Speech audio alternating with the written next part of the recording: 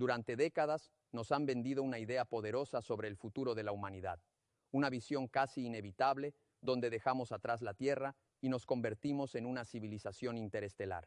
En esa narrativa construimos naves gigantes, cruzamos la galaxia y colonizamos planetas alrededor de otras estrellas. La humanidad se expande sin límites, llevando su conciencia a cada rincón del universo. Es una imagen inspiradora, casi épica, que sugiere que nuestro destino está entre las estrellas y que apenas estamos en el comienzo de una aventura cósmica. Pero hay una verdad incómoda que rara vez se dice en voz alta, aunque muchos científicos la entienden en privado. No vamos a llegar a las estrellas, no vamos a abandonar el sistema solar de una manera significativa, no porque no tengamos imaginación, sino porque estamos limitados por algo mucho más fuerte, las leyes fundamentales de la física, las barreras de la biología y la escala absurda del universo. Esto no es un problema de tecnología actual, no se trata de esperar unos siglos y mejorar motores, es algo más profundo. La pregunta real es si el viaje interestelar humano es posible en principio, dentro de lo que el universo permite. Y cuando analizas el problema con cuidado, la respuesta se vuelve cada vez más difícil de ignorar. Estamos, en la práctica, atrapados en nuestro sistema solar. Todo comienza con la distancia. El espacio no es simplemente grande, es inimaginablemente vasto. La estrella más cercana a nosotros, Alpha Centauri, está a 4.37 años luz. Eso suena cercano en términos cósmicos, pero en realidad significa unos 41 billones de kilómetros. Es una distancia tan enorme que rompe cualquier intuición humana. Para entenderlo mejor, podemos mirar lo que ya hemos logrado. La Voyager 1, el objeto humano más lejano jamás creado, lleva viajando desde 1977. Se mueve a unos 17 kilómetros por segundo, una velocidad impresionante para nuestros estándares.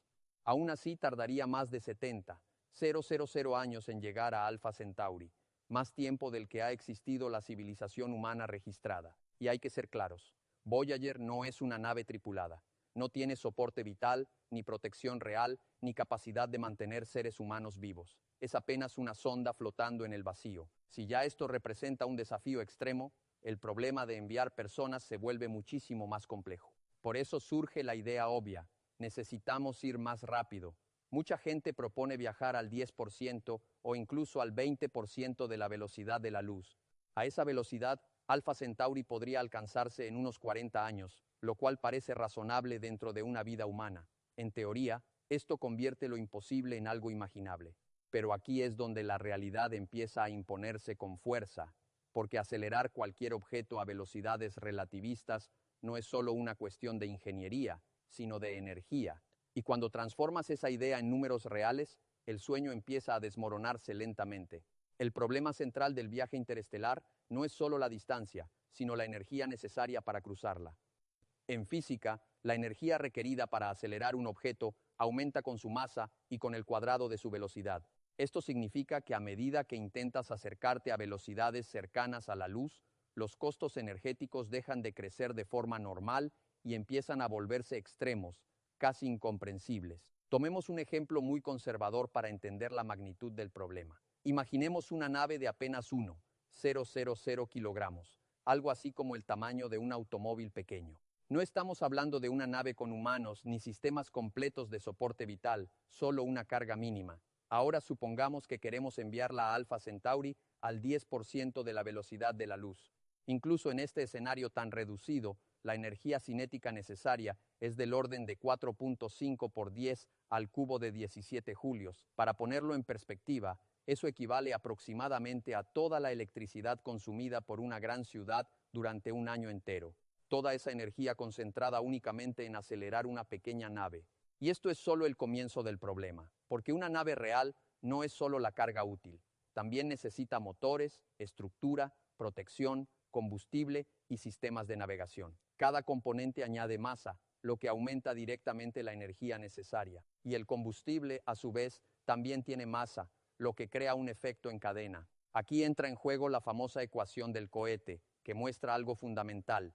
Los requisitos de combustible no crecen de forma lineal, sino exponencial. A medida que quieres aumentar la velocidad final, la cantidad de combustible necesaria se dispara de manera descontrolada. Cuando intentas aplicar esto a cohetes químicos, la situación se vuelve imposible. Para alcanzar siquiera una fracción significativa de la velocidad de la luz, necesitarías cantidades de combustible tan absurdas que superarían cualquier límite físico razonable. En términos simples, la química no sirve para viajes interestelares.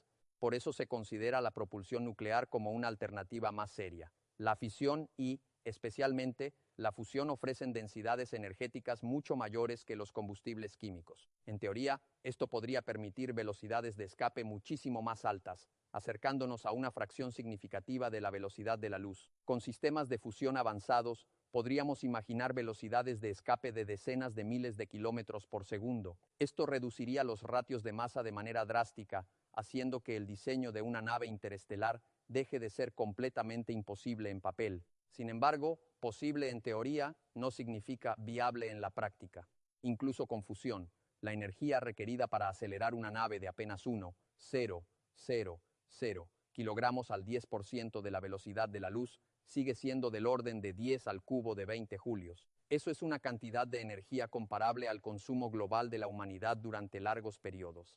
Y esto asumiendo eficiencia perfecta, sin pérdidas, sin desperdicios y sin limitaciones reales de ingeniería, algo que nunca ocurre en el mundo físico. Cuando introduces condiciones reales, los números solo empeoran. Así que incluso con la tecnología nuclear más avanzada que podamos imaginar, seguimos enfrentando una barrera energética gigantesca. No es un problema de progreso incremental, es un problema de escala. La energía necesaria no es solo grande, es desproporcionada en relación con lo que una civilización puede razonablemente dedicar a un solo viaje. Y esto nos lleva a una pregunta incómoda. Incluso si pudiéramos construir estos sistemas, ¿tendría sentido gastar tal cantidad de recursos para enviar algo tan lejos, con tanta incertidumbre y tan pocas garantías de éxito?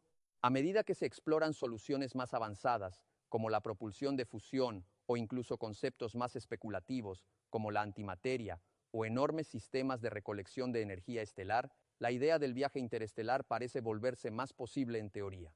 Una civilización suficientemente avanzada podría, en principio, acceder a cantidades de energía mucho mayores que las actuales, incluso aprovechando una fracción significativa de la energía de su estrella mediante estructuras gigantes de captación solar.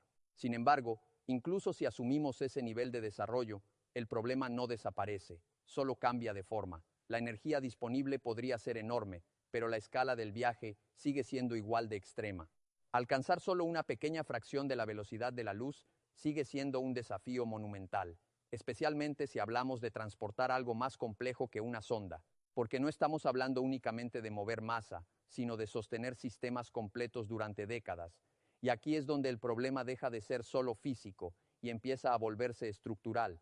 Una nave interestelar no es un simple vehículo, sino un ecosistema cerrado que debe funcionar perfectamente durante generaciones. Incluso si resolvemos el problema energético, aparece otro obstáculo igual de importante, el tiempo. A velocidades cercanas al 10% de la velocidad de la luz, el viaje a Alpha Centauri sigue durando más de 40 años. Eso significa que cualquier misión tripulada se convierte en un proyecto de vida completa. Y esto nos lleva a un punto crítico. La biología humana no está diseñada para este tipo de aislamiento prolongado. El ser humano evoluciona en entornos cambiantes, sociales y abiertos. Encerrarlo durante décadas en un espacio reducido, sin contacto con la Tierra, introduce una serie de riesgos que no son menores, sino fundamentales. Los estudios en entornos aislados, como bases antárticas o submarinos, muestran que incluso misiones de meses pueden generar estrés significativo, conflictos interpersonales, depresión y deterioro cognitivo. Ahora imaginemos eso multiplicado por décadas, sin posibilidad de retorno o escape. En una nave interestelar, la tripulación viviría toda su adultez dentro de un entorno cerrado, con las mismas personas, los mismos espacios y la misma rutina. No habría cambios de ambiente, ni verdadera privacidad, ni contacto con la vida exterior. Con el tiempo, esto puede erosionar la estabilidad psicológica de formas difíciles de prever. Además, existe un problema aún más profundo, la continuidad de la misión. En viajes tan largos, es posible que la tripulación envejezca, que nuevas generaciones nazcan a bordo y que la nave se convierta en una pequeña sociedad autosuficiente en el espacio. Esto plantea desafíos sociales, éticos y biológicos que nunca hemos enfrentado. Incluso si todo funciona correctamente desde el punto de vista técnico, no hay garantía de que el factor humano resista. La nave puede llegar, pero las personas podrían no estar en condiciones físicas o mentales de completar la misión. Y mientras la mente humana lucha con el aislamiento, el cuerpo también enfrenta su propia batalla silenciosa en el vacío del espacio. El cuerpo humano está profundamente adaptado a la gravedad de la Tierra. Cada sistema biológico, desde los músculos hasta el sistema cardiovascular, depende de esa fuerza constante para funcionar correctamente. Cuando se elimina ese entorno, como ocurre en el espacio, el cuerpo comienza a deteriorarse de manera progresiva. En microgravedad, los efectos aparecen rápidamente. Los músculos pierden masa, los huesos se debilitan y el sistema cardiovascular se vuelve menos eficiente. Esto ocurre porque el cuerpo ya no necesita trabajar contra la gravedad, por lo que comienza a ahorrar recursos estructurales. En misiones espaciales cortas, estos efectos pueden controlarse parcialmente con ejercicio intensivo diario, pero no se eliminan por completo. En el caso de un viaje interestelar, estos problemas se vuelven mucho más graves.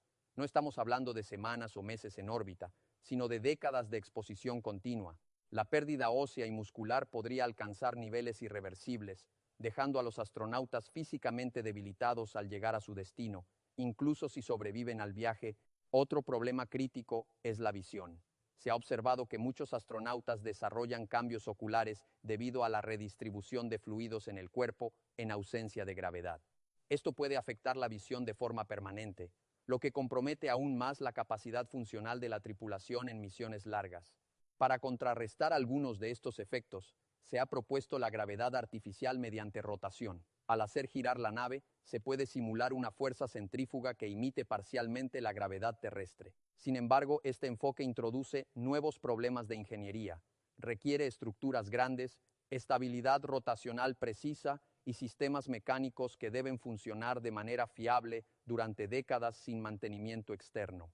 Y aun si resolviéramos la gravedad artificial, queda uno de los mayores peligros del viaje espacial profundo, la radiación. Fuera de la protección del campo magnético terrestre, los astronautas quedan expuestos a rayos cósmicos de alta energía, provenientes de eventos como supernovas y otras fuentes galácticas. Estas partículas pueden atravesar materiales comunes y causar daño directo al ADN, aumentando el riesgo de cáncer, mutaciones y posibles deterioros neurológicos. En la Estación Espacial Internacional, los astronautas todavía están parcialmente protegidos por la magnetosfera terrestre, pero en el espacio interestelar no existe esa protección.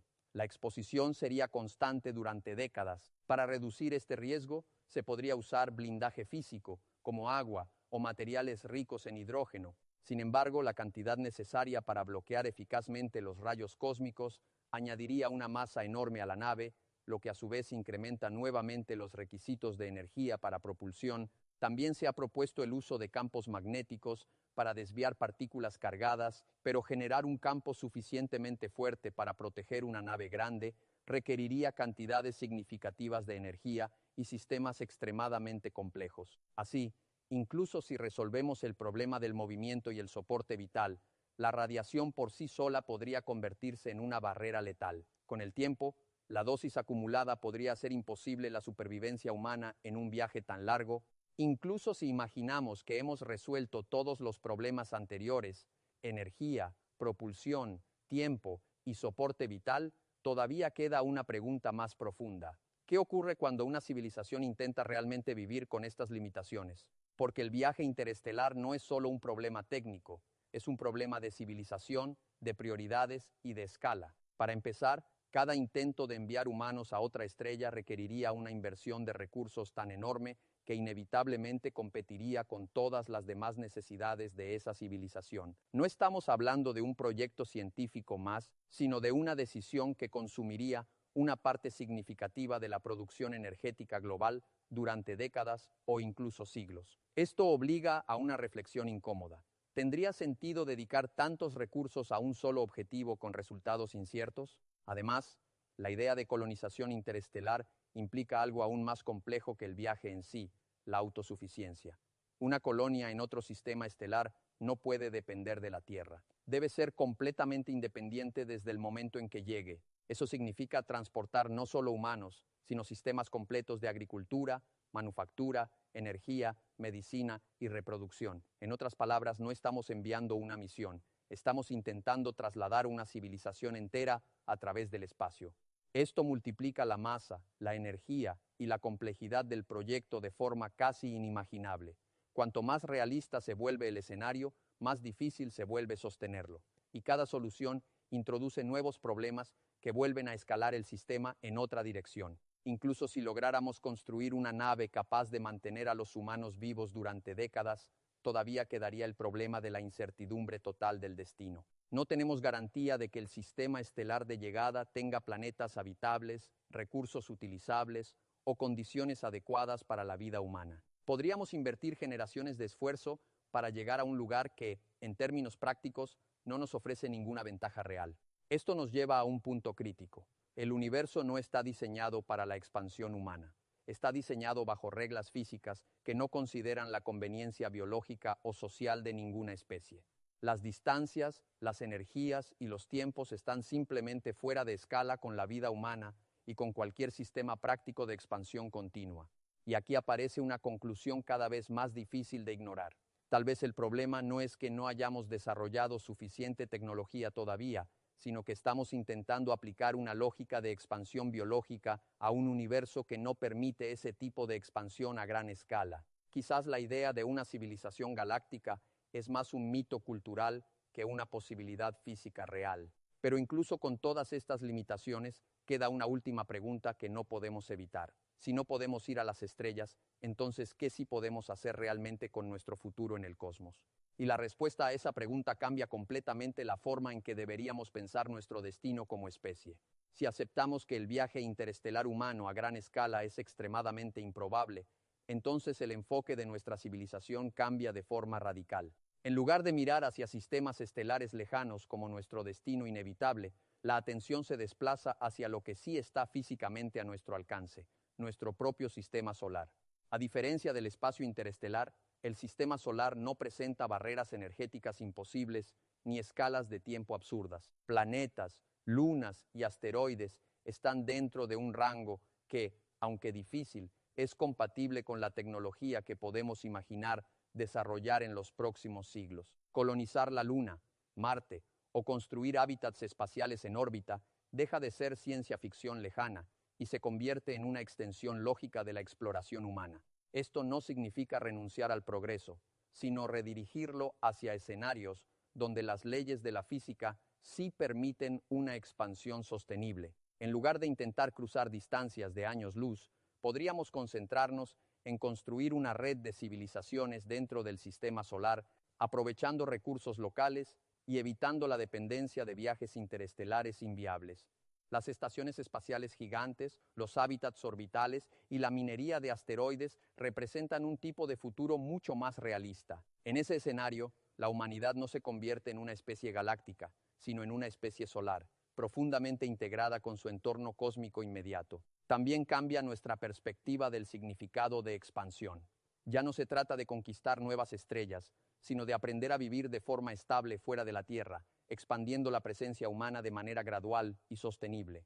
Este enfoque reduce los riesgos, evita los problemas biológicos extremos de los viajes de décadas y se adapta mucho mejor a nuestras limitaciones físicas y sociales. Al final, la idea de que estamos atrapados no tiene por qué verse como una derrota, puede interpretarse como una forma de redirección. El universo no nos está cerrando puertas, sino indicando cuáles caminos son realmente transitables. Las estrellas pueden seguir siendo un símbolo de inspiración, pero no necesariamente un destino práctico.